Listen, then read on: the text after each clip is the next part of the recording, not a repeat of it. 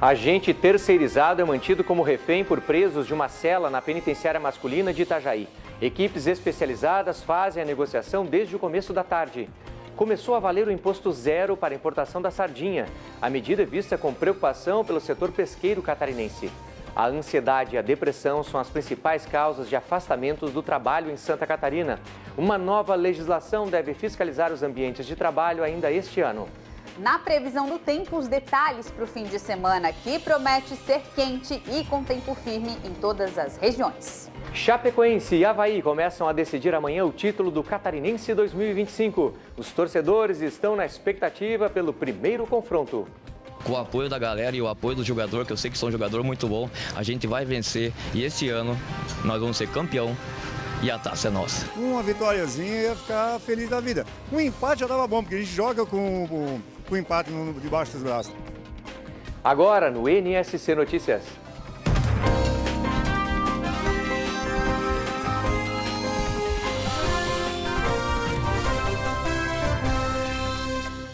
Olá, boa noite, sejam bem-vindos ao NSC Notícias de hoje, agora são 7h12. Um agente terceirizado está sendo mantido refém na penitenciária de Itajaí. Todas as informações ao vivo agora com Rafael Medeiros, ele acompanha esse caso já desde o início da tarde, está lá no local desse evento, inclusive. Boa noite aí, Rafael. Boa noite, Fabian, e uma boa noite para você que está em casa. A todo momento chegam familiares de reeducandos em busca de informações, mas só passam por aqui viaturas das forças de segurança e também ambulâncias. Em uma nota divulgada pela Secretaria de Justiça e também Reintegração Social, ela garante que não houve rebelião na penitenciária e confirmou que não há feridos. O agente de controle de uma empresa terceirizada, ele foi rendido por volta da 1h da tarde por 5 reeducandos. Esses reeducandos, eles tinham o direito, expedido pela Justiça, de trabalhar internamente dentro do presídio. Eles arrastaram esse agente até uma ala masculina, onde até o momento o agente é mantido refém, segundo a Secretaria. Em uma nota divulgada, também diz que todas as medidas legais já foram tomadas e a penitenciária vai abrir um procedimento administrativo interno para verificar as circunstâncias dos fatos. Bom, um conselheiro da OAB nos informou há pouco, ele inclusive está participando das negociações, e ele disse que a motivação seria que esses reeducandos estão há tempo pedindo transferências para a comarca de origem e está tendo uma recusa. A Secretaria não confirmou essa versão e uma coletiva deve ser feita quando as negociações finalizarem. A gente continua por aqui acompanhando, Fabiano. Obrigado, Rafael, pelas informações. Dados do Ministério da Previdência evidenciam uma crise na saúde mental entre os trabalhadores. 2024 teve os maiores índices de afastamentos dos últimos 10 anos. Uma nova legislação que entra em vigor em maio deve fiscalizar os ambientes de trabalho. Foram anos de jornadas excessivas que levaram o Nicolas ao esgotamento físico e mental. Ele trabalhava como gerente de um resort. Começava-se a jornada às 8 horas da manhã e deveria terminar-se a jornada às 10 horas da noite. Mas dentro do empreendimento existia alguns horários, tipo fazer check-in tal hora de madrugada, e aí você quer escalado, ou fazer uma saída, ou ter um show. Logo, os sintomas físicos apareceram. Foram quase 6 meses de afastamento do trabalho. Isso começou a me dar uns episódios de muita dor de estômago, muita dor de cabeça. Me encaminharam para um psicólogo, do psicólogo me encaminharam para um psiquiatra, e aí eu comecei a tomar, aí o psiquiatra validou, voltei para o gasto e comecei um tratamento para sentir menos dores. Proporcionalmente à quantidade de habitantes, Santa Catarina fica em segundo lugar no país com mais afastamentos do trabalho causados por transtornos mentais, atrás apenas do Distrito Federal. Foram 33 mil casos em 2024. Os principais motivos, a depressão e a ansiedade. No Brasil, 472 mil trabalhadores foram afastados no ano passado, aumento de 68% em comparação com o ano anterior. Além da ansiedade e da depressão, transtorno bipolar, vício em drogas, reações ao estresse grave e transtornos de adaptação são outras condições que aparecem na lista. Questões relacionadas a ambiente de trabalho, carga excessiva de trabalho, sobrecargas em geral, com certeza fazem parte do pacote de motivos. Mas tem vários outros, econômicos, por exemplo, né? A inflação é um ponto inegável. O poder de compra da população de 2 anos para cá, de 3 anos para cá, vem diminuindo. Isso gera ansiedade, isso gera estresse. Se não há um aumento salarial e o aumento de preços tem acontecido sistematicamente, eu tenho mais dificuldade de manter a minha família e a minha casa. Em Santa Catarina, o SESI tem parceria com 160 empresas para promover ambientes de trabalho mais saudáveis. Além de oferecer acompanhamento psicológico e clínico especializados, o programa ajuda as empresas a promoverem ações de prevenção e monitoramento da saúde mental. A maioria dos transtornos mentais, eles têm aí como principais sinais, sintomas, a dificuldade de concentração, de foco, de atenção, a qualidade do sono prejudicada. Então, quando as pessoas chegam para trabalhar nessa condição, isso aumenta, por exemplo, o risco de acidente de trabalho. Então, quanto mais eu cuidar das pessoas, quanto mais eu tiver elas podendo entregar o seu melhor, né, a sua melhor entrega no trabalho, mais isso vai repercutir. Para cobrar mais responsabilidade dos gestores, o governo federal anunciou no ano passado a atualização da norma regulamentadora que define as diretrizes de saúde no ambiente laboral. O Ministério do Trabalho passa a fiscalizar os riscos psicossociais nestes ambientes. Situações como metas excessivas, jornadas extensas, assédio moral ou condições precárias de trabalho podem acarretar em multa para as empresas. O valor pode variar de R$ 500 a R$ 6.000 por situação identificada. As medidas começam a valer em maio deste ano. A fiscalização será feita através de denúncias encaminhadas ao Ministério, mas o papel do poder público em qualquer esfera vai além da fiscalização. Essas situações, quase todas elas sem exceção, requerem um acompanhamento ao longo de muitos meses, eventualmente anos, alguns casos para a vida toda. Então, a estrutura estatal deixa muito a desejar ainda e é uma preocupação que a gente tem que cobrar das autoridades governamentais também, que melhorem os índices de assistência psiquiátrica para a população. A seguir, começou a valer o imposto zero para a importação da sardinha. A medida é vista com preocupação pelo setor pesqueiro catarinense. E os estrangeiros garantem faturamento acima da média na temporada em Santa Catarina. Até já!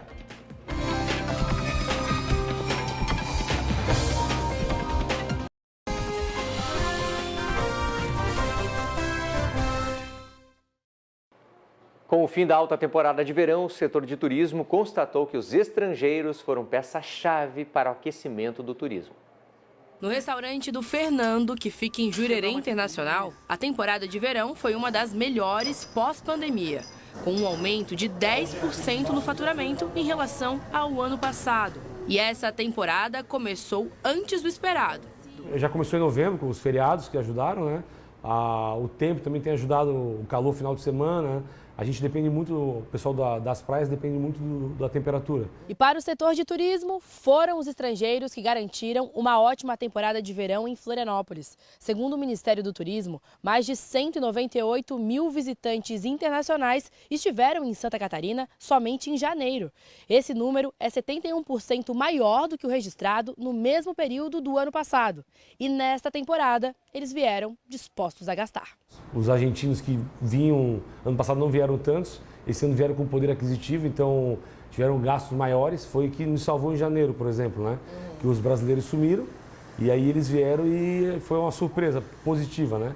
E além deles, os chilenos, nós tivemos russos, tivemos italianos, alguns americanos, então está criando-se uma rotina do estrangeiro vir para cá.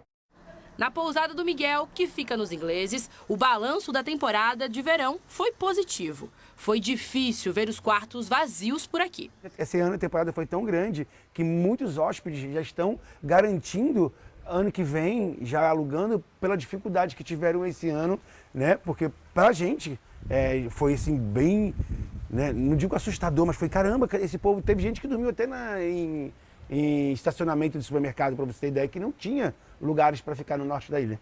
A nossa temporada, a gente se baseia em 26 de dezembro, a alta temporada, a quarta-feira de cinza no carnaval. Então, a gente consegue ver que esse tempo fica tudo lotado. E esse ano foi diferencial. Em novembro, já ficamos com tudo lotado. E hoje, nós já passamos o carnaval. Eu continuo aqui com a minha pousada ainda com uma lotação máxima, graças a Deus.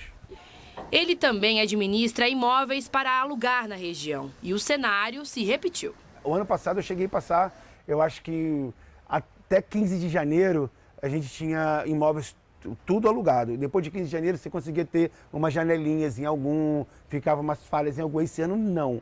Esse ano nós administramos, além da pousada, mais de 30 apartamentos de clientes nossos que de fato não ficou um dia fechado. Eu saía 10 horas da manhã, entrava 2 horas da tarde.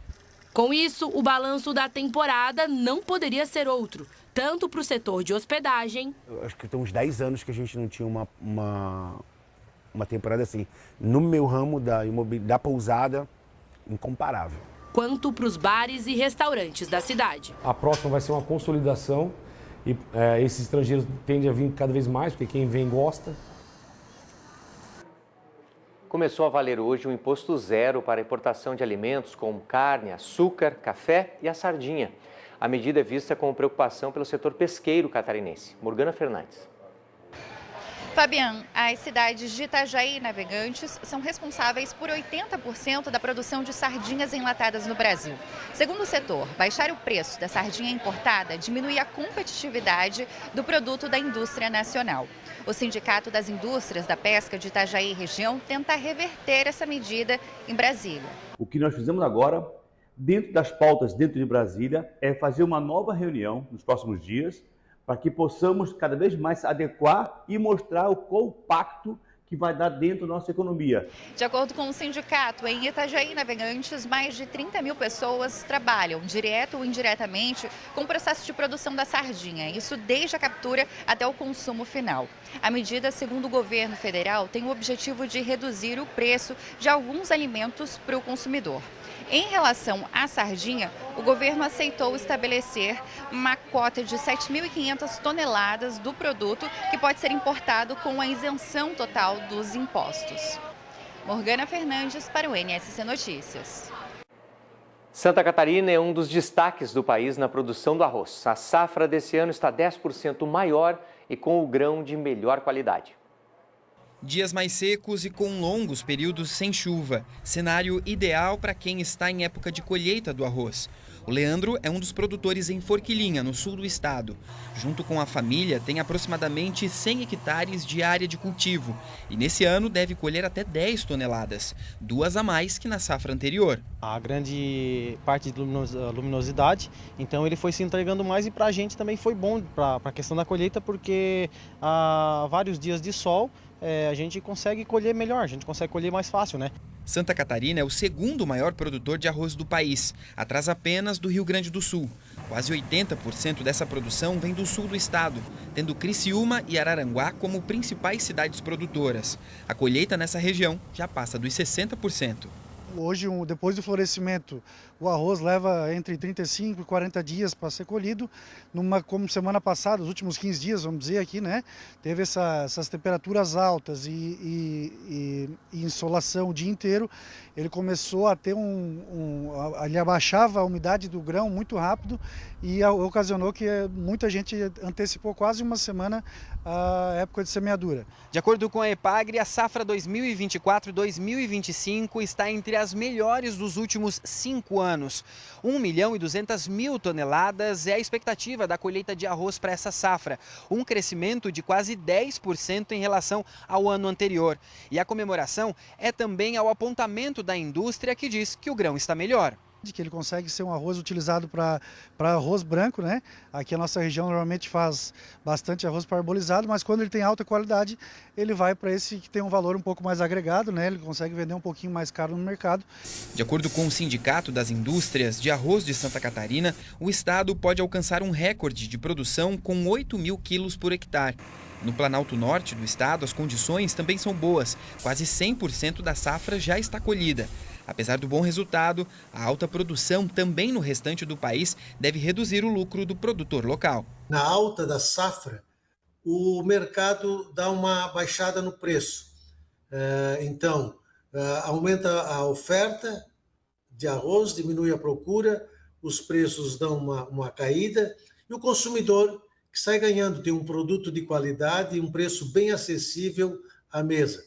Mas para quem planta, a colheita é uma aposta e o pensamento já está nas estratégias para a próxima safra. A gente vem trabalhando assim ano a ano, também se baseando em análise de solo, mas conforme cada ano o que a gente coloca de um ano, a gente quer também estar investindo. O que dá certo em um ano, a gente quer fazer no outro também.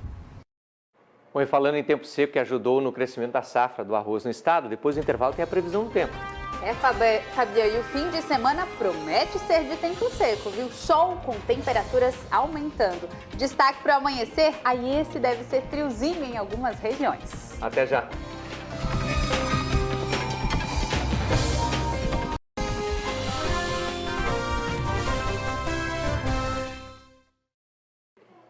Hoje, um importante espaço cultural, que é o Teatro Álvaro de Carvalho, no centro de Florianópolis, foi reaberto. A Bruna Rádio, que está no local ao vivo, nos conta a programação. Boa noite, Bruna. Oi, Fabian, boa noite para você e boa noite a todos. É isso mesmo, nós estamos aqui no Teatro Álvaro de Carvalho, que é um verdadeiro patrimônio de todos os catarinenses, para esse momento de reabertura. A gente tem algumas imagens para mostrar para você de casa como que está a parte externa do teatro, que foi toda iluminada para receber as pessoas, os convidados que hoje estão participando desse momento.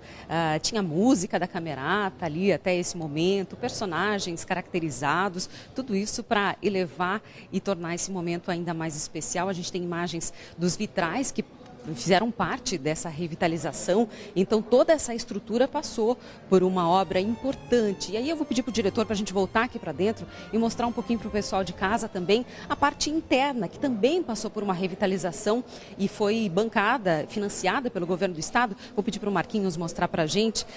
Custou mais de 5 milhões de reais que foram investidos em diversas reformas e tudo mais. E olha, hoje por aqui, as canções que você dançou para mim é a apresentação da Focus Companhia de Dança. Esse evento é só para convidados, mas para quem quiser conferir, tem essa mesma apresentação amanhã. Aqui também está acontecendo uma solenidade de abertura do evento, presença de autoridades e logo mais o espetáculo vai começar então para todos os convidados. A programação completa de março para o público você confere no G1 Santa Catarina. Fabian? Obrigado, viu, Bruna, pelas informações. Futebol, Chapecoense e Avaí começam a decidir amanhã o título do Catarinense 2025. Vão ser 2 jogos, o primeiro em Xanxerê e o segundo na Ressacada. O Avaí, que fez a melhor campanha na primeira fase, joga por 2 resultados iguais. O saldo de gols é um critério de desempate. Não tem cobrança de pênaltis na final. Os torcedores estão na expectativa pelo primeiro confronto. Uma região unida para apoiar a Chapecoense. Com o apoio da galera e o apoio do jogador, que eu sei que são um jogador muito bom, a gente vai vencer e esse ano nós vamos ser campeão e a taça é nossa. Confiante sim, Chapecoense vai ganhar 2-1. Acredito sim, estou confiante, acredito.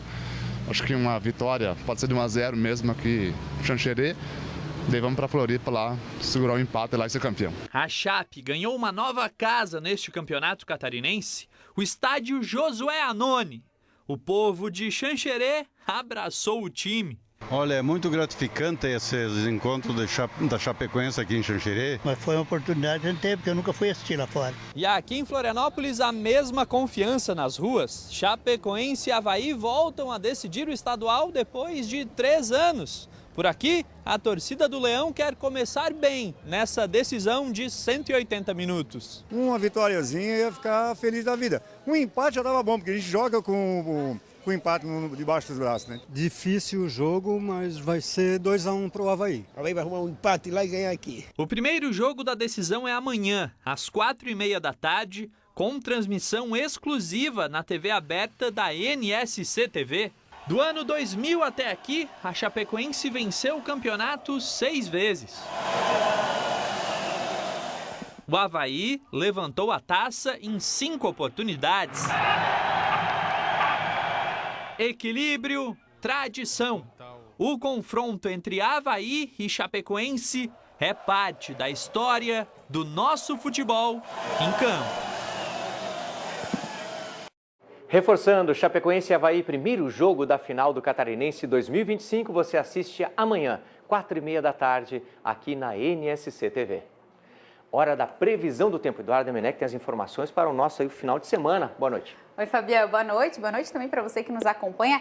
Olha, hoje já foi um dia com tempo mais aberto em boa parte do estado e com temperaturas um pouquinho mais altas. Para vocês terem uma ideia, chegou a 29 graus em Antônio Carlos, na Grande Florianópolis, 31 em Major Vieira, no Planalto Norte foi a mesma temperatura registrada em Mirim Doce, no Alto Vale do Itajaí. Mas a maioria das cidades ficou acima dos 27 graus. Vamos ver como é que está a temperatura nesse momento, começando por Criciúma, no sul do estado, que chegou a 28 graus hoje. Agora, olha só, está com 21, bem mais baixa. Em Itajaí, no litoral norte, a noite está sendo com 23 graus. Nessa região, pode até cair uma chuva fraca nas próximas horas. E essa é a mesma condição para a Grande Florianópolis. Agora a capital aparecendo para a gente, os termômetros por aqui estão na casa dos 23 graus. E amanhã uma área de alta pressão atmosférica vai seguir contribuindo para que o tempo fique firme em todas as regiões, especialmente a partir da tarde. Entre o Grande Oeste e o Sul, o sol deve predominar. Já que no meio oeste, também na Serra, Vale do Itajaí, Grande Florianópolis e nessas áreas do norte, as nuvens aparecem um pouquinho mais e pode chover de forma fraca e isolada. Mas no geral, gente, o sábado é sim de tempo seco. Destaque para o amanhecer, que deve ser abaixo dos 15 graus, isso em boa parte das regiões. Na Serra, previsão de 10 graus. Aliás, nesse momento em Urupema, faz 12. O sábado deve começar no sul, com 11 graus, e aí aqui ó, no oeste e também no meio oeste, na casa dos 12 graus. E vai ser um amanhecer bem mais fresquinho em todo o estado. No decorrer do dia, as temperaturas aumentam, previsão de 28 graus aqui para o extremo oeste, de 27 para o sul, mas vejam vocês que na maioria das regiões vai ficar assim, na casa dos 25 graus. E no domingo, o sol vai seguir aparecendo, mas no decorrer do dia a nebulosidade aumenta, especialmente nas áreas próximas do Paraná.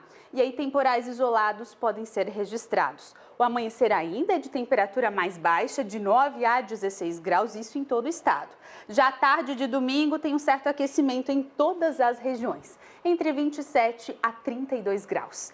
E o início da semana ainda vai ser de sol, algumas nuvens, porém instabilidades vão aumentar e temporais podem ocorrer entre a Serra Catarinense e o litoral. E aí as temperaturas, Fabiana, essas vão ficar ainda mais elevadas lá para segunda-feira e terça-feira, podendo atingir até os 35 graus para os lados do oeste. É o calorão de novo. Tá bom, obrigado, Eduardo. Obrigada, viu? Obrigada, até amanhã. Tchau, tchau. Obrigado pelas informações. Olha, antes da gente encerrar, vamos atualizar as informações sobre a penitenciária de Itajaí com o Rafael Medeiros. Rafael, o agente continua rendido ou não? Fabiana, a Secretaria de Estado de Justiça e Ressocialização nos acaba de informar que o agente segue dentro da cela. Ele ainda não foi liberado e as negociações já estão na reta final, mas há cautela por parte das forças de segurança. Lembrando que um procedimento ele foi aberto para a Secretaria tentar entender o que motivou esse sequestro. Por volta da 1h da tarde, esse agente terceirizado ele foi arrastado para uma cela onde haviam 15 detentos, onde permanece por mais de 6 horas. Um conselheiro da OAB informou que esses detentos envolvidos nesse sequestro estão pedindo transferências para a comarca de origem e está tendo recusa nesse atendimento, nesse pedido. Essa informação ainda não foi confirmada de forma oficial pela Secretaria de Justiça. Até o momento não há feridos e a negociação segue em andamento. Fabiano. Obrigado, Rafael, pelas informações. Olha, nas nossas plataformas ali digitais, a gente vai atualizar você sobre esse caso. Amanhã tem o Jornal do Almoço para todo o estado também. Vamos falar aí sobre essa situação na penitenciária de Itajaí.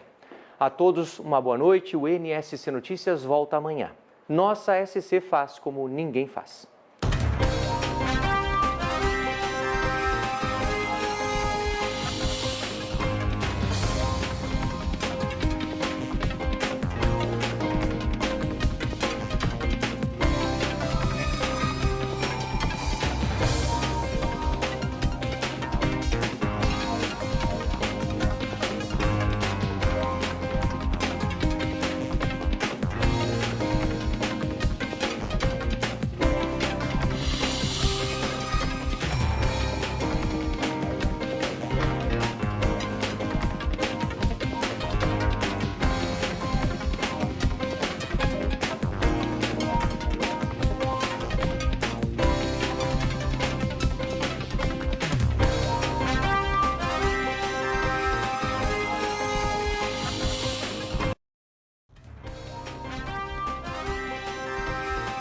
NSC Notícias. Oferecimento.